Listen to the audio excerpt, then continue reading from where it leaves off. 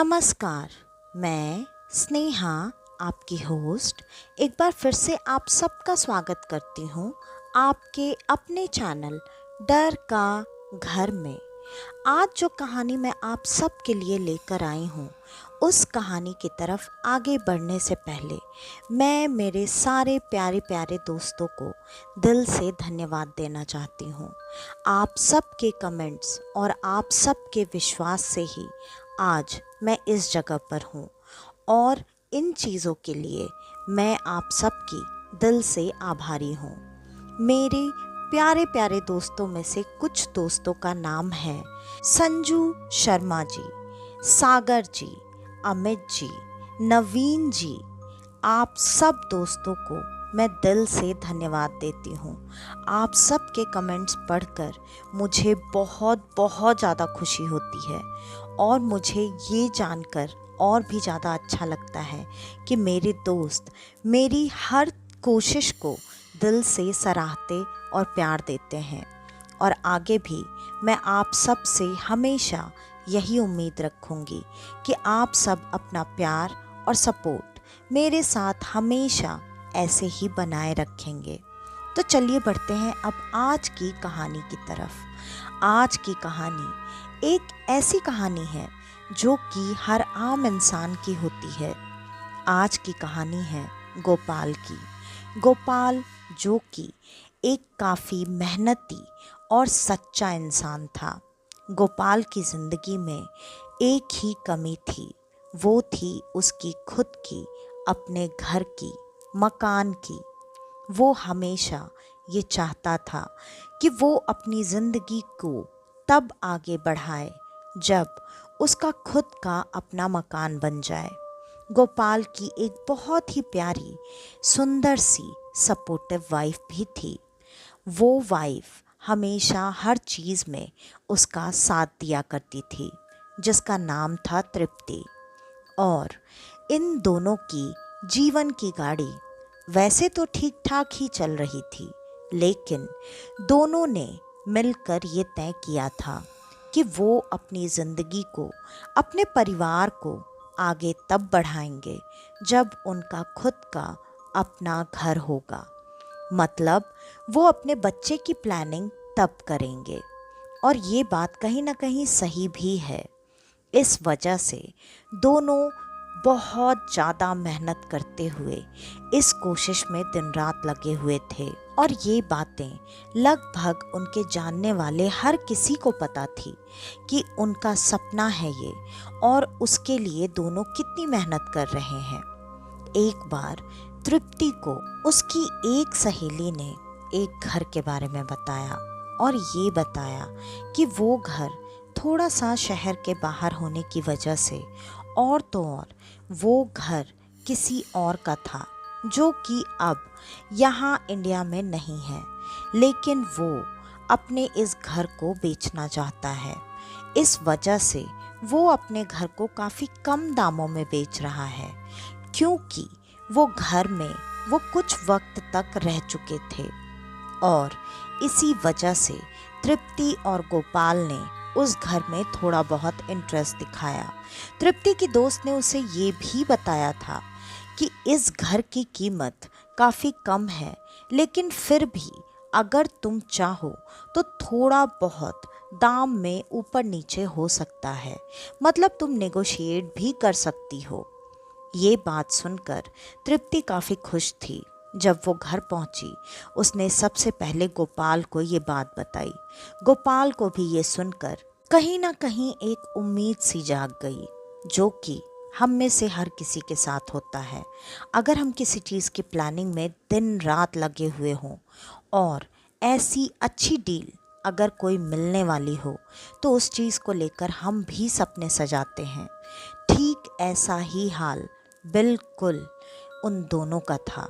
उन दोनों ने इस बारे में अब तय कर लिया कि वो दोनों अब ज़रूर उस ओनर से एक बार बात करना चाहेंगे, और ये घर अगर उनके बजट में मिला तो नए घर को खरीदने में काफ़ी वक्त लगने वाला था, क्योंकि अभी भी उनकी सेविंग्स इतनी ज़्यादा नहीं थी। ऊपर से वो लोन भी लेने का सोच रहे थे। तृप्ति ने ये भी समझाया, लोन लेकर कोई घर बनाने का क्या मतलब है। वैसे भी एक बार चलकर पहले उस घर को देख लेते हैं और देखने के बाद अगर वो घर पसंद आता है और हमारे बजट में बिना लोन के अगर वो घर मिल जाता है तो हम क्यों ना उसी घर को ले लें। गोपाल को भी तृप्ति की बात बिल्कुल सही लगी। तृप्ति काफ़ी समझदार, सुलझी हुई लड़की थी और तो और तृप्ति एक अच्छी गृहिणी भी थी, जो कि हम में से जितनी गृहिणियाँ होती हैं उनका हमेशा यही सोचना होता है। हर चीज़ में तोल मोल कर लेना उनकी आदत इसीलिए होती है क्योंकि वो हर तरह से अपने पति के पैसों को बचाना संभालना जानती हैं, चाहे उनके पति के पास कितने भी पैसे क्यों ना हों। वो कम में भी काम चलाना जानती हैं और ज़्यादा में भी। ऐसी ही बिल्कुल तृप्ति भी थी। तृप्ति की ये बात अब गोपाल को भी जच चुकी थी, जिस वजह से उन दोनों ने तुरंत ही कल जाने का फैसला किया और दोनों अपनी दोस्त की मदद से, मतलब तृप्ति की उस दोस्त की मदद से जिसके माध्यम से इस घर के बारे में पता चला था, उस घर को देखने के लिए पहुंच चुके थे। वो जब वहां पर पहुंचे तो उन्होंने जब उस घर को देखा, वो घर एक ही बार में गोपाल और तृप्ति दोनों को जच चुका था। घर 2 मंजिला था और घर की बनावट, हर एक चीज़, चाहे आप कलर बोलो चाहे उसकी बनावट बोलो, हर एक चीज़ बहुत लगता था जैसे सोच समझ कर बनाई हुई है। वो घर काफ़ी अच्छा था, लेकिन उस घर को देखने के बाद उन दोनों के मन में अब कहीं ना कहीं ये ख्याल भी आ रहा था कि इतना अच्छा घर, इतनी अच्छी तरीके से बनाया हुआ, और तो और इसमें ज़्यादातर फर्नीचर भी सारा कुछ रखा हुआ है, ये घर हमारे बजट में तो आने से रहा। इस बात पर तृप्ति ने तुरंत ही पास में खड़ी अपनी सहेली से कहा, अरे यार तू सच तो बोल रही है ना, ये घर सच में हमारे बजट में आ जाएगा। इस पर उसकी दोस्त ने मुस्कुराते हुए तुरंत कहा, अरे हाँ यार तृप्ति, मुझे पता नहीं है क्या कि तेरे और गोपाल की सिचुएशन क्या है, और मैं इस ओनर को भी थोड़ा बहुत जानती हूँ, मुझे ये अच्छे से पता है उसको ये घर बेचना ही है। उसने अभी तक इस घर को इसलिए नहीं बेचा था क्योंकि उसका ये ख्याल था कि वो शायद कुछ समय में वापस आ जाएगा, लेकिन अब जबकि उसका ये तय हो चुका है कि वो इंडिया लौटकर कभी आने ही नहीं वाला है, तो वो इस घर को रखकर करता क्या, इसलिए उसने इस घर को बेचने का तय किया है। तो वो किसी भी कीमत में इस घर को निकालना चाहता है। ये सारी बात सुनकर दोनों को काफ़ी तसल्ली मिल रही थी, लेकिन फिर भी एक बार वो दोनों ओनर से बात करना चाहते थे। अब वो दोनों अपनी दोस्त से कहते हैं कि अगर हो सके तो उनकी बात आज ही उस ओनर से करा दी जाए। इस पर तृप्ति ने कहा, मैं बात तो करवा दूंगी, लेकिन तुझे तो पता है ना यहाँ का और विदेश का टाइम थोड़ा गड़बड़ रहता है, तो आज का दिन तू मुझे दे दे, मैं कल के वक्त तेरी बात ज़रूर करवाऊंगी। इस पर तृप्ति और गोपाल ने भी बात को समझते हुए कहा। उन्होंने कहा, हाँ हाँ ठीक है, तो कोई नहीं, आज बात कर ले, और आज बात करने के बाद जैसा भी होता है हमें कल बता दे, फिर हम लोग भी बातें कर लेंगे, फिर तय करते हैं और देखते हैं क्या करना है। अगर वो सच में इस घर को बेचना चाहता है और हमारे बजट में रहेगा तो हम जितनी जल्दी हो सके उतनी जल्दी इस घर को लेना चाहेंगे। ये सारी बातें करके वो सब वहाँ से निकलकर घर के लिए चल पड़े। थोड़ी ही देर में तृप्ति, गोपाल और उसकी वो सहेली सब घर पर आ चुके थे, और घर पर पहुंचने के बाद तृप्ति ने अपनी दोस्त को, पति को, सबको चाय नाश्ता करवाया। थोड़ी देर बैठकर उसकी सहेली वहाँ से चली गई और फिर गोपाल और तृप्ति ना चाहते हुए भी बार बार उस घर की एक एक चीज़ों के बारे में बात कर रहे थे। ये बात सिर्फ वही लोग समझ सकते हैं जो ज़िंदगी में जब पहली बार अपना कोई घर खरीदते हैं, वो भी इतनी ज़्यादा मेहनत से, कि उस घर की कीमत कितनी होती है। इमोशनली भी और फाइनेंशियली भी। ऐसे ही तृप्ति और गोपाल एक एक चीज़ के बारे में बातें कर रहे थे, चाहे वो फर्नीचर हो, चाहे वो घर की बनावट हो, चाहे वो घर का कलर हो, सब कुछ बहुत बहुत अच्छा था। उन दोनों को वो सारी चीज़ें काफ़ी ज़्यादा जच चुकी थीं। और बात करते करते अचानक तृप्ति ने कहा, लेकिन एक बात बोलूं जी, मुझे ना एक चीज़ थोड़ी सी अजीब लगी। घर तो इतना बड़ा बनाया है और जगह भी काफ़ी है, फर्नीचर भी बहुत सारे हैं, लेकिन उस घर में मुझे कहीं भी मंदिर या मंदिर का स्थान तक नहीं समझ में आया। इस पर गोपाल ने तुरंत हंसते हुए कहा, अरे पगली, तू अभी क्या सपने सजा रही है। और जहाँ तक रही मंदिर के स्थान की बात, वो तो हम अपने हिसाब से कर लेंगे ना। और वो जब गए होंगे, अगर वो पूजा पाठ भी करते होंगे, तो वो अपना मंदिर तो अपने साथ लेकर जाएंगे। कौन अपने भगवान या मंदिर को छोड़कर जाता है। तृप्ति को भी ये बात कहीं ना कहीं सही लगी और उसने अब इस बात को आई गई कर दिया। वो दोनों बहुत ज़्यादा बेसब्री से कल का इंतज़ार कर रहे थे। कल का दिन संडे का था, इसलिए दोनों घर पर ही थे। दोनों बार बार घड़ी देखते और बार बार ये इंतज़ार करते कि कब तृप्ति की सहेली का फ़ोन आए और वो ये बताए कि ओनर से उनकी बात कब हो सकती है। उनका इंतज़ार पूरा हो गया। लगभग दोपहर के 12 बजे तृप्ति की सहेली का कॉल आया और उसने काफ़ी खुश होते हुए बताया, तृप्ति मुबारक हो, अब तो तू सच में लगता है घर की मालकिन बनने वाली है। मैंने उस ओनर से बात की और उसने ये भी कहा कि वो जितनी जल्दी हो सके इस घर को निकालना चाहता है। उसे थोड़े बहुत कुछ पैसे की शायद वहाँ पे ज़रूरत भी है। इस वजह से उसने कहा जो भी डील है वो उसे मंजूर ही होने वाली है। और उसने आज रात लगभग 10 बजे के करीब तुम लोगों से बात करने का समय दिया है। ये बात सुनकर अब तृप्ति और गोपाल दोनों काफ़ी खुश हो चुके थे और वो दोनों रात 10 बजे का बेसब्री से इंतज़ार कर रहे थे। तृप्ति की दोस्त ने पहले ही तृप्ति और गोपाल दोनों का नंबर उस ओनर को भेज दिया था। डायरेक्ट तृप्ति या गोपाल के ही फ़ोन पर फ़ोन आने वाला था, जिसकी वजह से उसकी दोस्त का यहाँ पर आज इतनी रात में आने का कोई मतलब नहीं था। और रात के ठीक 10 बजते ही अचानक से तृप्ति के व्हाट्सएप पर एक कॉल आने लगा और तृप्ति ने उस कॉल को तुरंत ही उठा लिया। तृप्ति ने जैसे ही उस कॉल को उठाया, वो कॉल वीडियो कॉल था। तुरंत फ़ोन के सामने तृप्ति और गोपाल दोनों आ चुके थे।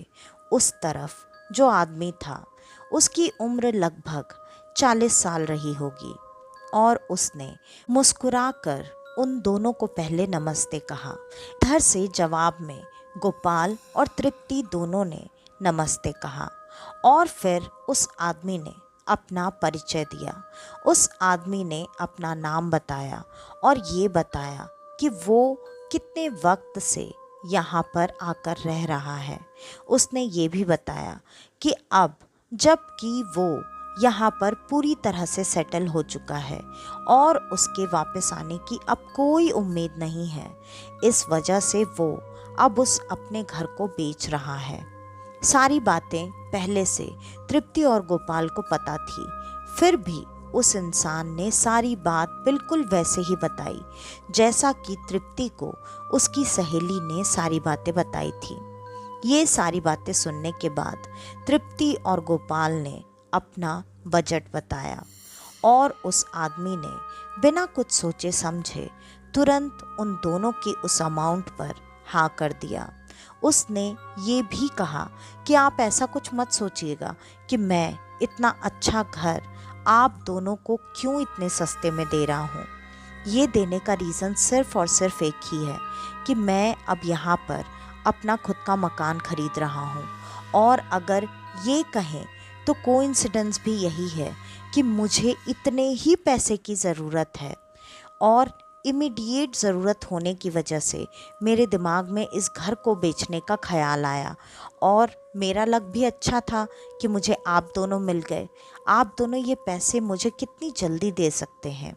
इस पर तृप्ति और गोपाल ने खुश होते हुए कहा, आप जैसे ही सारी फॉर्मेलिटीज़ पूरी कर देंगे। इस पर उस आदमी ने कहा, ठीक है, 1 हफ्ते बाद मैं वहाँ पहुँच जाऊँगा और हम सारी फॉर्मेलिटीज़ करके उस घर को फाइनली आप दोनों के नाम पर कर देंगे। ये बात सुनकर अब गोपाल और तृप्ति जैसे खुशी से हवा में उड़ रहे थे। वो दोनों इतने ज़्यादा खुश थे कि उन दोनों को लग रहा था आज उनकी मेहनत, उनका सपना, सब कुछ पूरा हो गया। वो काफ़ी ज़्यादा खुश थे।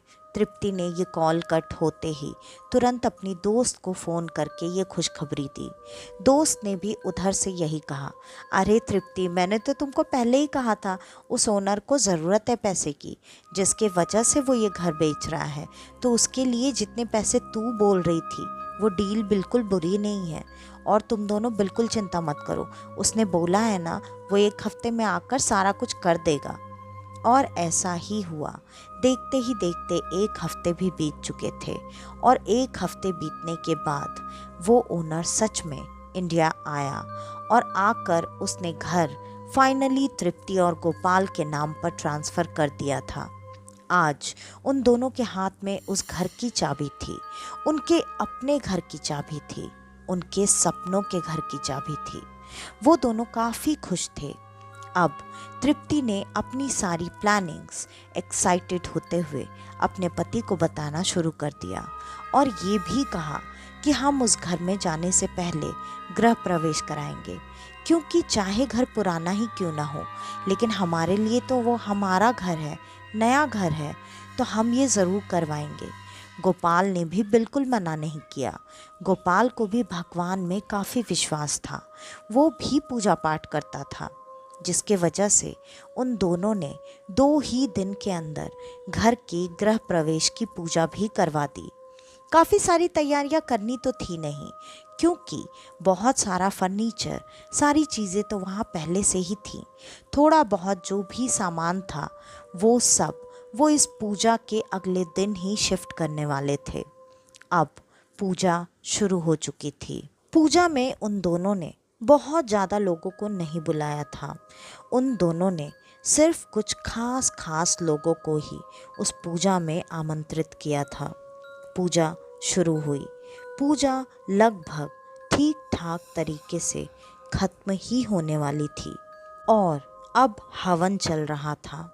हवन करते वक्त मुश्किल से 3-4 आहुतियाँ ही हवन कुंड में डाली गई होंगी कि तभी अचानक वहाँ घर के अंदर सारे खिड़की दरवाजे बंद होने के बाद भी अचानक से हवाएं चलने लगीं और उन हवाओं के चलते ही तुरंत उस हवन कुंड की अग्नि ऐसे बुझ गई जैसे कि किसी ने उस कुंड में पानी डाल दिया हो। ये देखकर पंडित जी को भी थोड़ा सा आश्चर्य हुआ और उन्होंने एक बार सर घुमाकर चारों तरफ देखना शुरू किया। लेकिन पंडित जी ने जब देखा तो सारे खिड़की दरवाजे बंद थे, सिर्फ एक दरवाज़ा खुला हुआ था जो बाहर का मेन डोर था और उस दरवाजे से हवा इस जगह तक पहुँचे बिल्कुल सीधी, ये तो हो ही नहीं सकता था। पंडित जी को ये बात थोड़ी सी अजीब लगी, लेकिन फिर भी उन्होंने किसी चीज़ पर ध्यान ना देते हुए वापस से हवन कुंड की अग्नि को प्रज्वलित करने की कोशिश शुरू कर दी। उनके बार बार कोशिश करने के बाद भी उस हवन कुंड में अग्नि जल ही नहीं पा रही थी। पंडित जी को ये सारी चीज़ें अब सही नहीं लग रही थीं। इस वजह से पंडित जी ने अपने डाउट को उन दोनों के सामने ना रखते हुए उनसे ये कहा कि ये नारियल पहले आप तोड़कर भगवान के ऊपर इसका जल अर्पित कर दें, उसके बाद हम देखेंगे जगह बदल कर कि हम इस हवन को किस तरीके से संपूर्ण करें, और आप उसमें भी चिंता ना करें। अगर ये हवन यहाँ पर संपूर्ण नहीं भी हो पाएगा तो भी मैं ये हवन सामग्री ले जाकर आपके नाम से मंदिर में हवन करवा दूंगा, चिंता करने की कोई बात नहीं है। ये सुनकर उन दोनों को थोड़ी राहत हुई और उन्होंने अब नारियल तोड़कर जैसे ही उसका जल अर्पित करने की कोशिश की, वो नारियल अंदर से पूरी तरह से सड़ा हुआ था। उसमें से तोड़ते ही अलग तरह के कीड़े बाहर आने लगे, जो कि काफ़ी पिलपिले से थे। वो ज़मीन पर गिरकर रेंग रेंग कर पूरे प्रसाद में फैल चुके थे। देखते ही देखते वहाँ रखी पूजा की सारी सामग्री खराब हो चुकी थी, सड़ चुकी थी, इस तरीके से जैसे वो कीड़े ना जाने कब से उन चीज़ों में लगे हुए थे। अब ये सारी चीज़ें उन दोनों को काफ़ी अजीब लग रही थीं और अब पंडित जी भी कहीं ना कहीं समझ चुके थे कि ये सब उनका वहम नहीं है, ये सच्चाई है। पंडित जी ने तुरंत अब अपने मन की बात उन दोनों के सामने रखते हुए कहा, ये बिल्कुल सही नहीं हुआ है। ये जो चीज़ें हुई हैं यहाँ पर, वो ये बता रही हैं कि ये घर या तो पूरी तरह से अशुद्ध है या फिर आप दोनों की ज़िंदगी में ये घर फलने वाला नहीं है। फलने वाला नहीं है मतलब इस घर से आप दोनों की ज़िंदगी में कुछ अच्छा नहीं होगा। इन शॉर्ट, अशुभ। ये बात सुनकर उन दोनों के चेहरे पर एक अजीब सी परेशानी, एक अजीब सी घबराहट आ गई। ये बात जैसे ही पंडित जी ने बोली, वहाँ उनके दोस्तों में से बैठे दो लोगों ने खड़े होकर उन दोनों को दिलासा देते हुए कहा, अरे यार, तुम लोग भी कहाँ इन सब अंधविश्वासों में पड़ रहे हो। आज की डेट में पूजा वगैरह ये सब कौन कराता है? तुमने कराया, ठीक है, तुमने भी देखा वो चीज़ें कैसे ख़राब हुई, कैसे सड़ी, और नारियल तो ख़राब आ ही सकता है ना। कौन सा तुमने नारियल के अंदर झांक कर देखा था कि वो नारियल अच्छा है या ख़राब है?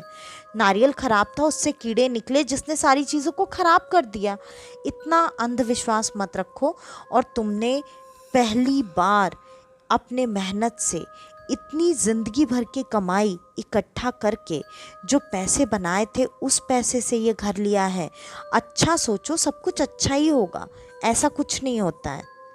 उन दोनों को कहीं ना कहीं डर तो लग रहा था, लेकिन वहाँ पर बैठे वो सारे लोगों की बातें अब सुन रहे थे।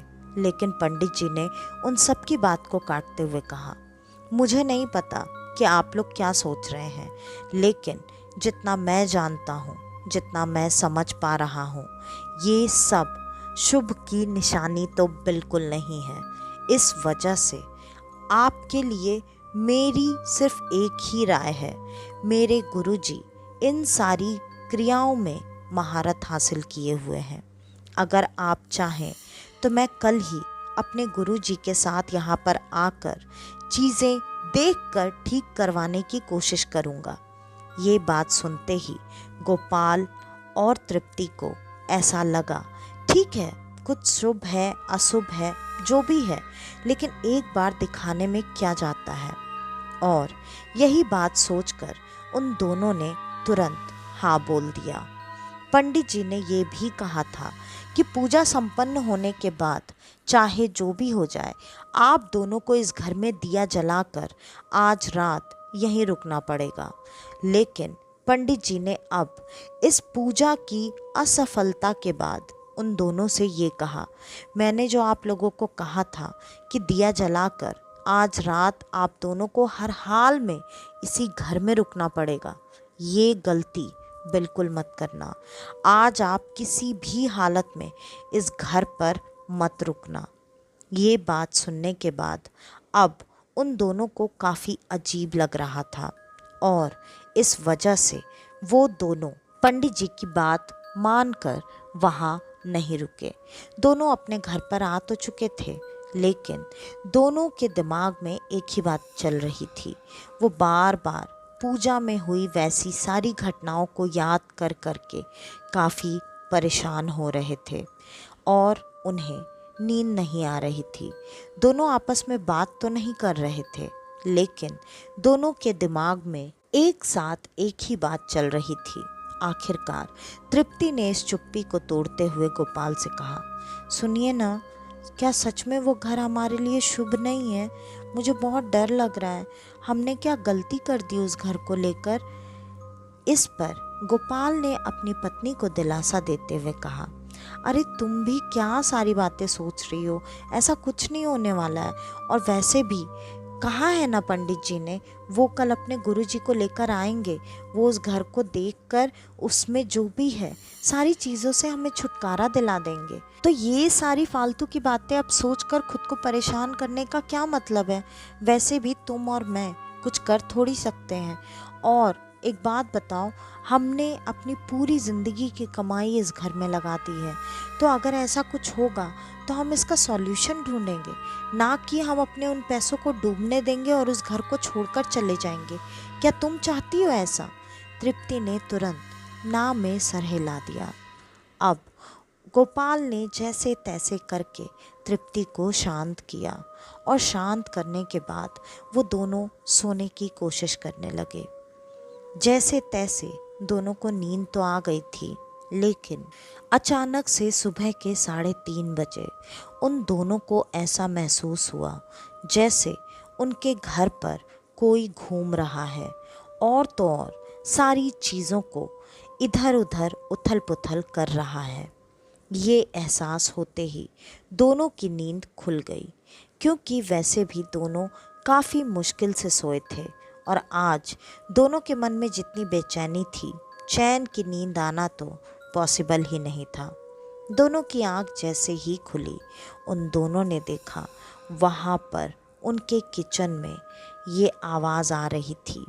दोनों धीरे धीरे किचन की तरफ आगे बढ़ रहे थे और आगे बढ़ते हुए तृप्ति और गोपाल दोनों ने एक दूसरे का हाथ पकड़ा हुआ था। वो जैसे ही किचन के पास पहुँचे, उन्होंने देखा किचन में कोई 2 लोग हैं जो कि सारी चीज़ों को उठा उठा कर इधर से उधर कर रहे हैं, लेकिन वो इंसान तो नहीं दिख रहे थे, क्योंकि उनका शरीर पूरा जैसे इंसानों का रहता है वैसा नहीं था। उनका शरीर लगभग पारदर्शी सा था और दोनों पूरी तरह से काले साए जैसे थे। और उन दोनों को देखकर पति पत्नी को ये समझते बिल्कुल देर नहीं लगी कि ये शायद कोई इंसान नहीं है। अब तृप्ति के मुंह से अचानक से चीख निकल गई। तृप्ति जैसे ही चीखी, वो दोनों काले साए अब पलटकर उन दोनों को देख रहे थे और उन दोनों से नज़रें मिलते ही वो काले साए उनकी आँखों के सामने से अचानक हवा में धुआं बनकर उड़कर गायब हो चुके थे। उन दोनों के गायब होते ही तृप्ति अब और ज़ोर ज़ोर से चीख कर रोने लगी। तृप्ति काफ़ी डर चुकी थी, गोपाल भी डरा हुआ था, लेकिन वो तृप्ति की ऐसी हालत देखकर अपनी घबराहट को उसके सामने जाहिर नहीं कर सकता था। इस वजह से तुरंत गोपाल ने तृप्ति को संभालते हुए उसे जैसे तैसे करके चुप कराया। लेकिन इतना कुछ घर में देखने के बाद वो दोनों को अब नींद कैसे आती? ऐसे ही अब पूरी रात बीत चुकी थी। सुबह के करीब 8:30 बजे पंडित जी अपने गुरुजी को लेकर उस घर पर ना जाकर पहले इन दोनों के इस घर पर आए और इस घर पर प्रवेश करने के पहले ही गुरुजी ने तुरंत कहा, कल तुम दोनों को इस घर में किसी के होने का एहसास हुआ। इस पर तृप्ति की आंखों में दोबारा आंसू आ गए। उन दोनों ने तुरंत ही रात में घटी सारी घटनाएं बता दी। गुरुजी तुरंत घर के अंदर प्रवेश किए और उन्होंने कुछ मंत्रों का जाप करते हुए जल का छिड़काव चारों तरफ कर दिया और गुरुजी ने बताया, ये कुछ और नहीं था, तुम्हारे उसी घर के जो भी ताकत है उसका कुछ अंश तुम दोनों के साथ यहाँ इस घर तक आ चुका है। अब तुम दोनों अगर उस घर में जाओ तो भी, ना जाओ तो भी, वो ताकतें इतनी आसानी से तुम्हारा पीछा नहीं छोड़ेंगी। लेकिन वो कौन है, वो क्या चाहती हैं, वो कहाँ से आई हैं, बिना जाने मैं बाकी की और चीज़ें नहीं बता सकता। ये बात सुनकर उन दोनों ने तुरंत गुरुजी से हाथ जोड़कर रिक्वेस्ट किया वहाँ पर जाने के लिए। अब वो सब एक साथ वहाँ उस घर पर पहुँच चुके थे। उस घर पर पहुँचते ही गुरुजी ने उस घर के अंदर प्रवेश ना करके पहले उस घर की पूरी तरह से चारों तरफ से घूम घूम कर 3 बार परिक्रमा लगाई।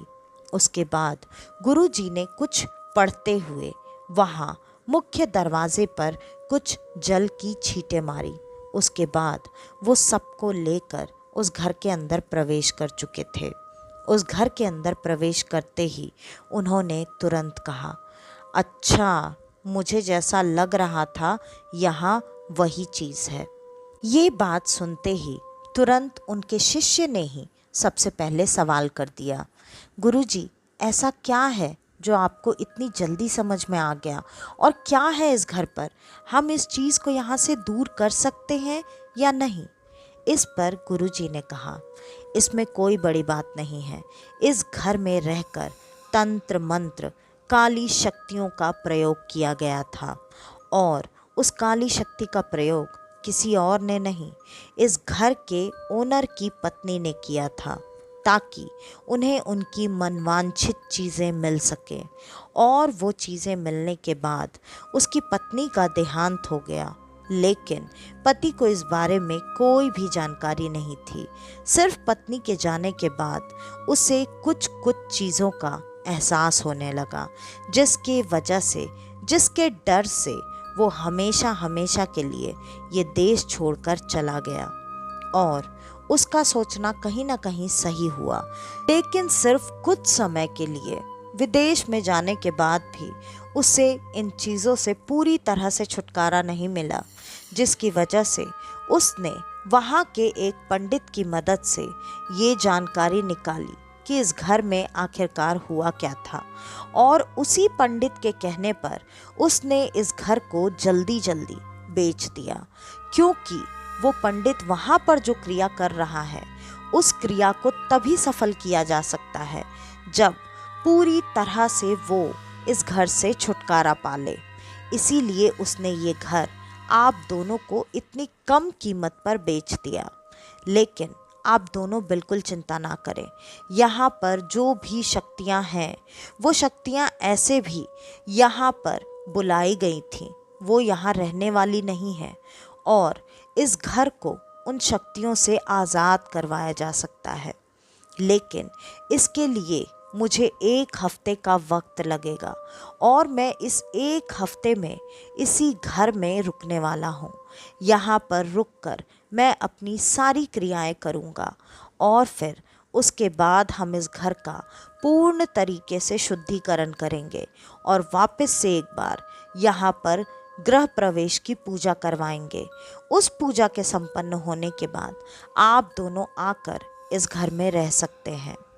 उन दोनों को इस चीज़ से कोई तकलीफ नहीं थी, बल्कि गुरुजी की इस बात को सुनकर उन दोनों को अब कहीं ना कहीं इस बात की तसल्ली थी कि इस घर को, जिसे शायद उन्हें छोड़ने का डर था, अब उस घर को उन्हें छोड़ने की नौबत बिल्कुल नहीं आने वाली है।